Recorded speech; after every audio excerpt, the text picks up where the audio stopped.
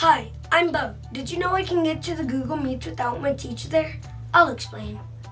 When you post or send your student a Google Meet link like the one you make in a Google Calendar, they can use that link to join a video call anytime they want. Ooh, hey, let's see if my friends are on here. And when the cat's away, the mic open.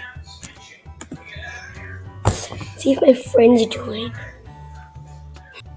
If you want to provide a safe and supervised way for your students to use Google Meet, here are 3 things you can do. First, make sure your students are logged into their MISD account, accessing Google Meet or Google Classroom from the portal. Second, have you seen the new Google Meet feature inside of Google Classroom?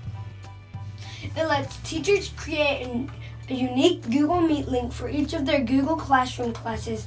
Me and my friends can only use it when our teacher starts the meet. Just make sure you make us leave the call before you do. And last, teachers, just remember it's still okay to use nicknames for your Google Meets. Just remember to give me the nickname you're going to use and tell me what time I can join your video call.